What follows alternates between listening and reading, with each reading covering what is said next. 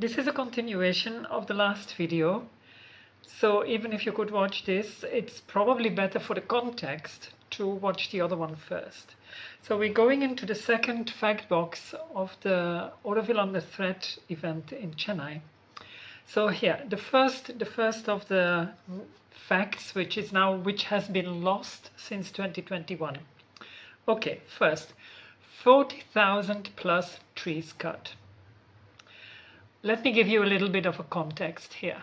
So the whole issue, what is going on today here, started 4.5 years ago when there was clearing being done for the Crown Road. Let's look at Google Earth so you have an idea of what is going on. So the Crown Road is not a very big road. It's 4.5 kilometers large. A whole portion of it was already done, but lots needed to still be done. Now at that time, so clearing was needed because many parts were overgrown with wild growth or purposefully planted trees and purposefully put buildings. There were not that many buildings, but mostly it was overgrown. So when the clearing started, there was an immediate reaction from the kings and queens of Oroville that wanted to keep their power here and didn't want all of this development here. So they launched an immediate media campaign because they could not win the legal argument. Already back then they knew that somehow they didn't have the legal right to object to these things. They had no leg to stand on in Oroville. There was no power vested in them to block these developments. So they wanted to create some kind of a public outrage. So they started immediately to film and video and record everything that happened. Now you can go to their social media. I think they call themselves Save Oroville now. And you can see there because there's the archive of everything they filmed and taped, and you can go back and you can see how many trees you see be cut.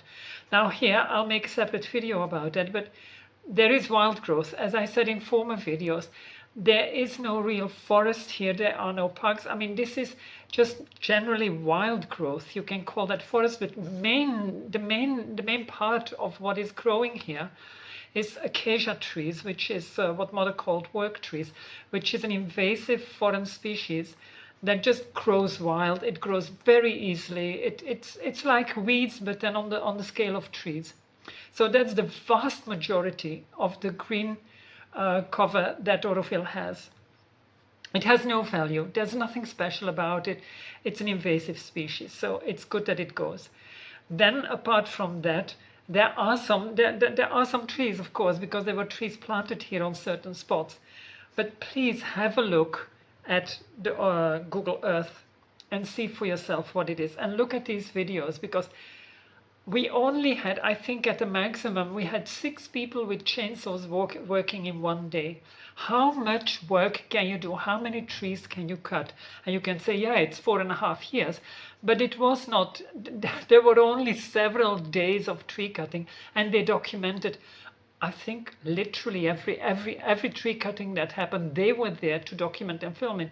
So they should be able to prove with their own video record what exactly was cut and how many trees were cut. And it's insane to think it comes anywhere near 40,000. Now look at Google Earth. You see that the Crown Road is a very tiny strip. It's very little, and everything else around it is still completely green cover, even though it was meant to be a city. So you can see that apart from the lake works, which have cleared quite a lot of things, there is one spot in this picture that you see that big clearing has happened. And you might think that it is non-Oroville land, but no, it is Oroville land. And oh irony, this was cleared without anybody knowing, by them, by these same people and the people from the youth center and stuff like that. These same people that are now so rebelling, they cut that whole plot in a day or a night or something. I mean, they just cut it in a day without telling anybody, and nobody ever knew anything until it had happened. And they never complained about, I mean, it was just radio silence. We needed this. I can tell you, it's a frisbee field. So that was urgently needed. I mean, I have nothing against the Frisbee field and clearing for that, let's be clear. But how horrendously hypocritical do you have to be to claim that you can clear God knows all what? You can see it's cut out in the middle of what they call a forest. So how many trees did they have to cut to clear that field to play Frisbee? And that was all totally fine, all totally okay, no environmental disasters here, nothing to see, please turn away, go around and let us be. So then look at the Crown Road. You can see, I mean, how little is it? You can see that not everywhere trees were there. And there was just a lot of just wild growth that needed to be cut. The whole southeastern part was already paved and was already clear.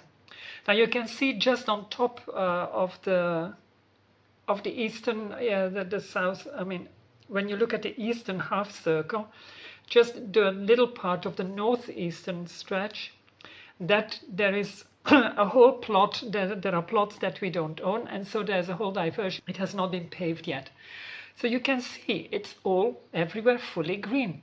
Now, these are plots of land that don't belong to Oroville. Who planted these trees? Because these landowners, were they Orovillians that had this green now? I mean, why is that not just desert like it was 50 years ago, as they claim? You know, where's the barren land on the plots of within the Oroville area that don't belong to Oroville? There is none, because everything here grows. It's just fertile land and stuff just grows over, and it has no specific value because it grows wild. It's just like that. So you can see there are two radials for which some trees will have been cut. There's the Orodam radial and the Revelation radial. And then there is a little stretch of what is supposed to be the ring road, what will become the outer ring road. And there you can see that very, very little trees will have been cut because it was not that densely overgrown.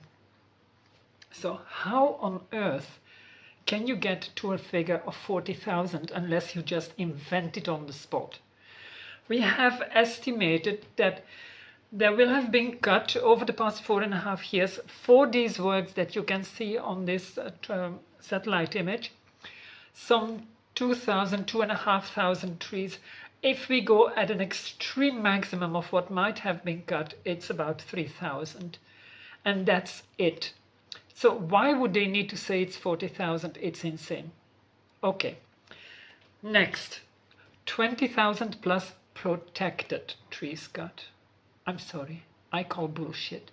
This is completely insane. Which planet is this happening on? Which universe are these people in? We have had a committee, a delegation of Indian Forest Service members who came here. Can you imagine if they had come here and seen a forest of 20,000 trees of protected species here?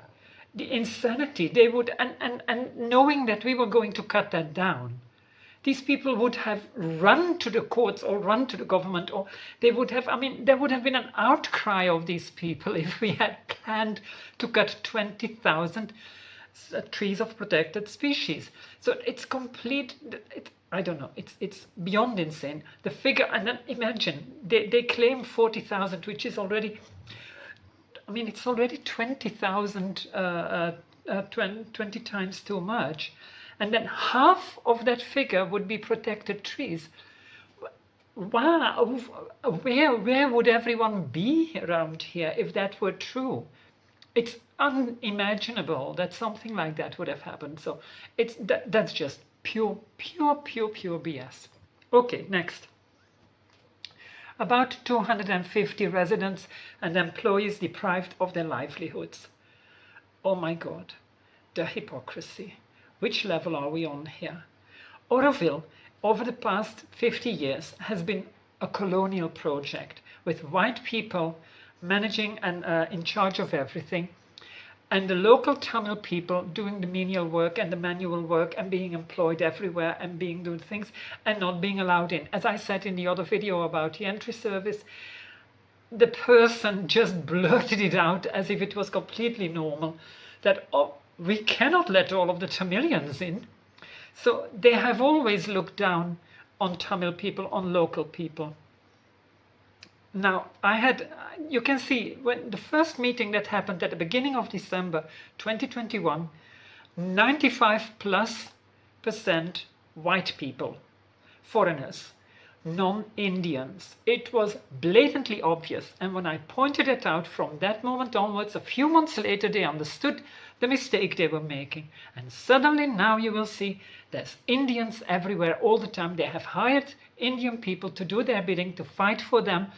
It's insanity, because who wants to fight for the colonial overlords? I don't anyway, but anyway, so they're paying people to just do their bidding. Like Vali in the working committee before, she was the administrator. She did the administrative job. She was in the administrative office. Now then, when there was a fight over that office, the police came. She lied in the face of the police. She was rewarded for lying to the police by becoming suddenly a member of the working committee with them, of course, not a real working committee, they're a fake working committee. So they suddenly understood that they need to cover their tracks and to stop being that colonial power. And that they need, in fact, to be the somehow benevolent Western people that are here to help people and have huge respect for Indians and for the whole thing here. So it's completely insane, it's idiotic. Now 250 residents and employees deprived of their livelihoods. They couldn't care less about the employees, they never did over the past 50 years. Now suddenly they just use it because it's easy to say that, look, we can't pay our employees anymore. So they lost their maintenances and their stuff. It's all about the forest people who were objecting, obstructing, fighting against everything that happened here, and obviously had then to step out of the way, so they were removed. So their maintenances were cut, their funds were cut, and of course then they are stuck, and they should have made sure that they would have paid off their employees that they hired. Oroville never hired these employees, they did themselves. It was their employees, and so they claim that Oroville now is responsible for the fact that they can no longer pay their employees. I mean, sorry, ridiculous. Okay, next. 21 land exchange deals allegedly conducted without transparency. We're exactly on the same level of hypocrisy. It's idiotic. They have launched 4 court cases against the land deals. They have lost every one of them. 2 already in three in appeal even, and 2 in the Supreme Court, even appealed in the Supreme Court. Completely shredded, lost, not happening. So how can they claim that? Is this not contempt of court? What is this? They have launched these court cases. They were unable to prove any wrongdoing in court. The court couldn't rule in their favor, and still they claim that it was all not kosher. How is that possible? It's idiotic. Let me read from one of the verdicts. So it's very clear. It's complete nonsense. Here the court says, though the petitioner has drawn up various provisions of the Act and the rules to claim that there is infraction and that the said exchange is impermissible, however, the petitioner has no locus to question such an exchange when it is the governing board which has resolved for exchange of the land. That too in the interest of Oroville Foundation and also on the basis of the power vested with it.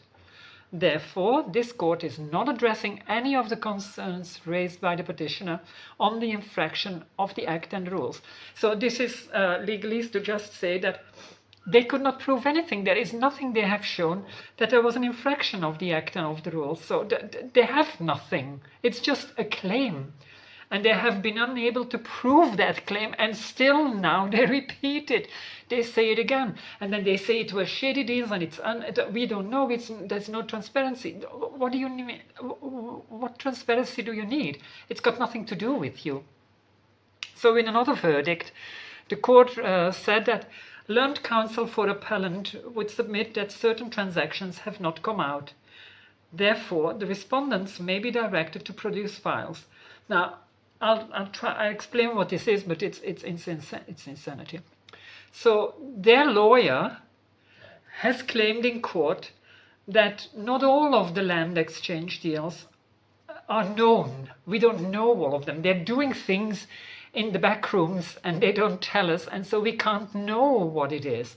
So they claim we cannot fight these things because we don't know what they are. And so therefore, they say, you, the Madras High Court, you need to tell these people that they need to put all of their papers on the table so we can prove and show you that it's shady and that it's wrong. So it's like saying, like, we know they committed a crime, but we have zero proof of it. So you now, you court, you judge, you need to tell these people that we accuse of committing a crime, that they need to prove that they committed the crime. So that's, I mean, it's really in a different dimension here. So the court said after that, the appellant, by filing a writ petition, may not attempt to secure a cause by calling for files from the respondents, saying this is not how this goes. I mean, they continue, such an approach is unacceptable. So this is indeed, the court says, well, you cannot come file a court case and say, well, I don't have the proof, so you need to ask it of them. They need to prove that they committed the crime. I mean, it's insanity. Okay, let's move on. The next one, 300 plus crores estimated loss to Oroville from those land exchanges. Again, where on earth does it come from? What I can estimate something. Anybody can estimate something. We can all make estimations. Are they based in reality? Sometimes, sometimes not. This clearly is totally not. It's completely, it's insanity. It's literally insanity. They have nothing to prove. I mean, I challenge them to prove any of these kind of things, any of these facts that they're stating here. Like these 20,000 protected trees, 300 plus crores estimated loss. Prove that. Show us how you get to these figures. Where did it, what is the evidence you have to I mean, it's insanity. It's just insane. Okay, the last box, 1,054 more acres of outlying Oroville land planned for exchange. I don't know the number. They may have exaggerated it. It may be true. Anyway, I don't know how much outlying land we have and how much is planned for exchange. But what is clear is that we need to exchange more land so that we gather all of the land needed for the Oroville campus. We need the land for the Oroville city that Mother wanted. Mother was adamant that she said everybody who is willing to sell their land immediately buy it. They haven't done it. They have not secured anything here because it wasn't of interest to them to build that city. So they didn't need one campus on which you can build that city because that's not what they wanted. So even if this is true, 1,054 acres of land that will be exchanged, even if it is true, it's a very good thing because we will get the city land that we need to be able to finally develop and move forward here. So how can this even be considered a negative thing? The exchanges that are going on are super needed and are very good because we only need to acquire each plot within the city area once and then we can move on and go forward. Okay, we're building the city, we go on. Jai Ma, Jai Hind.